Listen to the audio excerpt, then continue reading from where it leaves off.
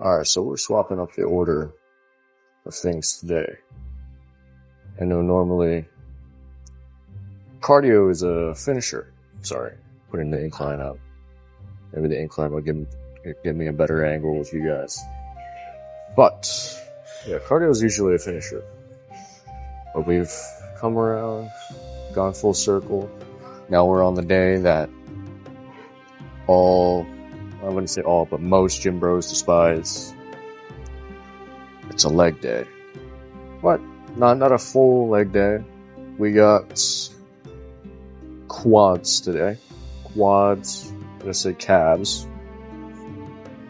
So we just have our little pre-workout leg warm-up, get the legs warm, stretch a little bit, and then we're gonna go into some, what are we gonna do? Back squats, front squats, searcher squats. We'll figure that out when we get there, yeah.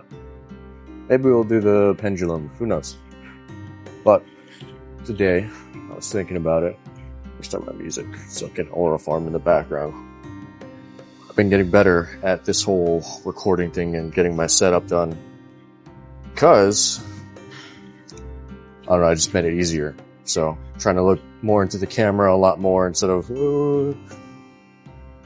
Then I realized I could still control my music on my headphones without having to go on my phone and mess with the music. On top of that, mic itself, I can actually start and stop the recording without ever touching the phone, as long as it's hooked up, so it's pretty cool.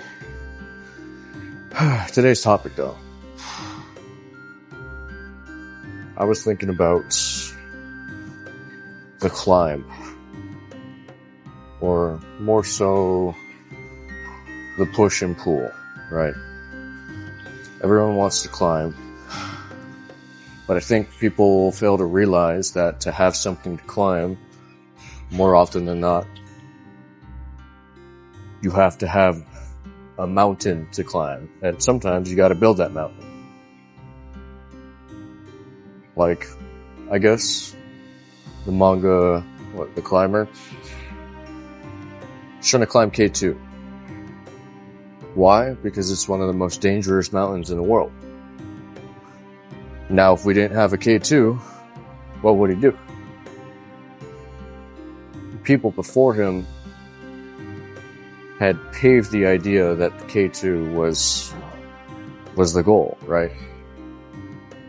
If nobody had climbed K2 before, if thousands hadn't died beforehand, K2 would not have been his goal, right? Somebody had to make that mountain. Something had to make that mountain. And with mountains, right, you also have your foils to said mountains, your crevasses. Because you can't just climb and expect the baseline level to go up with it, right? The higher you go, farther down you can fall. And that comes in the form of, let's say, man, even this is a little thought-provoking. The farther you climb, the more you have to fall. And that's pretty obvious.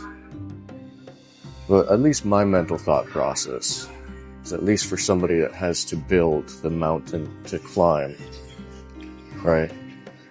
My great Tower of Babel, the resources have to come from somewhere. So the more dirt you need to build that mountain, the more you gotta pull that dirt from other spots, which at the end of it leaves quite a massive hole, right? Because you gotta think, to build something, especially something large, you have to get your resources from somewhere. It doesn't just snap into existence, right? So, and this was just me thinking, but I guess the farther you want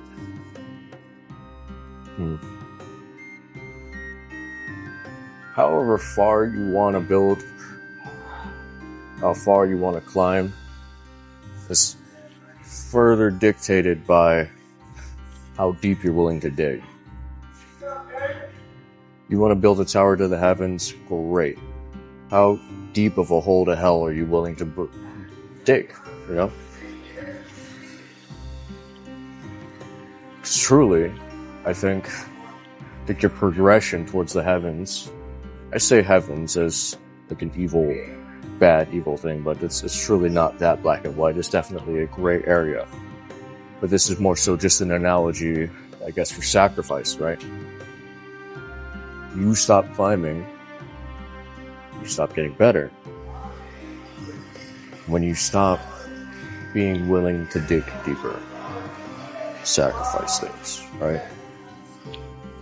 You know, the tall tree, the tallest of trees, stretch outwards toward the sun, so deeply rooted within the earth that it's at a certain point they encompass all of it, right? You become something that you weren't before in that pursuit. That could be a good thing, that could be a bad thing. Obviously, I made the biblical references with, you know, how deep into hell are you willing to reach to soar to the heavens, right? How deep are those roots willing to go? And that is an argument. That is definitely an argument that frightens people. How much can you sacrifice? Will you sacrifice?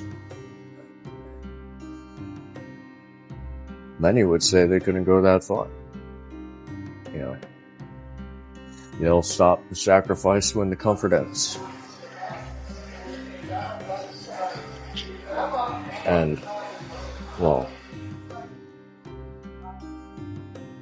I guess I don't know where that upper limit is.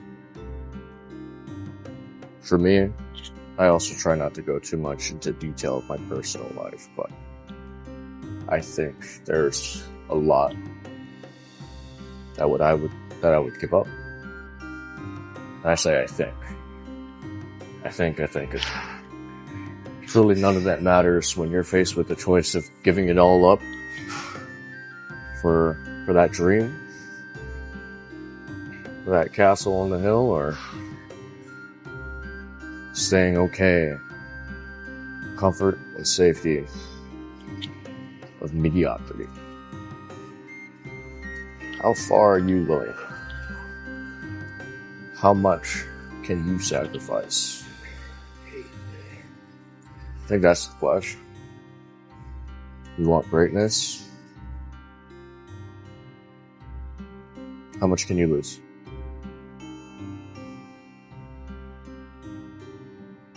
Some have lost it all already. They were never born with it.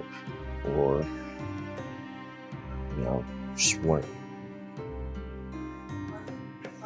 held back by something. And that's how they could get that far. And some, at the comfort of life, the comfort that's a silent, defecating sin. Comfort. You don't feel that poison in the same way you would feel a knife through your abdomen. Creeps out of you. Makes it easy.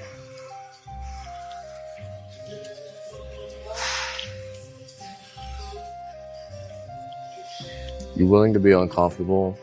Or are you willing to give it all? Time will show. Time will tell all. You guys see me speak this, be motivational. And a year from now, you'll see if I was truly committed to the shit I was spitting, you know? In a year's time, you'll see whether I speaking out my ass or, you know, I meant it. And that goes for all of you.